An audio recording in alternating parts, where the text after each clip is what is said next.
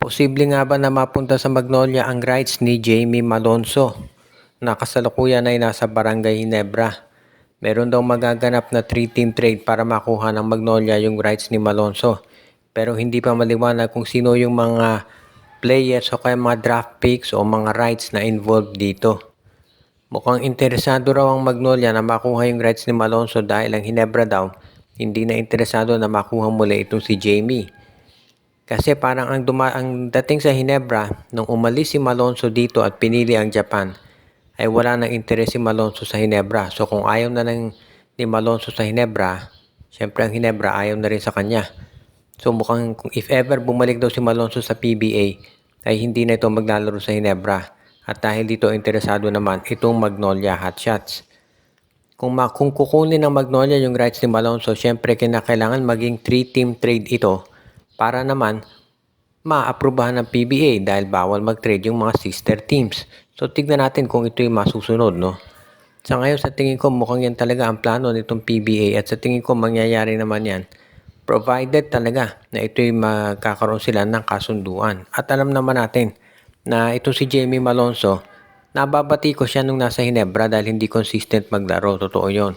Pero dito sa Magnolia, mag-iiba role niyan dahil pwede itong maglaro ng small forward, pwedeng power forward. At ang gandang tandem ni Malonzo at nitong si Xavier Lucero. Kaya sa tingin ko ito magiging maganda talaga para dito sa Magnolia Hotshots kung sakasakali. Kaya nga hindi na ako magugulat kung talagang ito ay matupad na.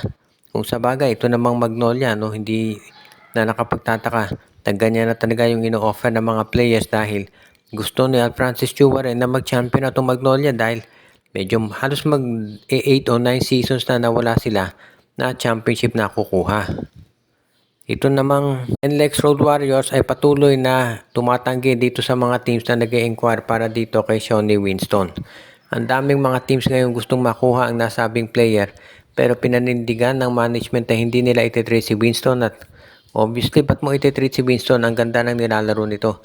Sa sandaling panahon na nandun siya sa Blackwater sa NLEX Road Warriors, ito na ang naging number 2 player nila pagdating sa scoring cup sunod ni Robert Bolick. Kaya naman talagang hindi na ako magugulat na ito talaga yung nananatili dyan sa kanilang roster.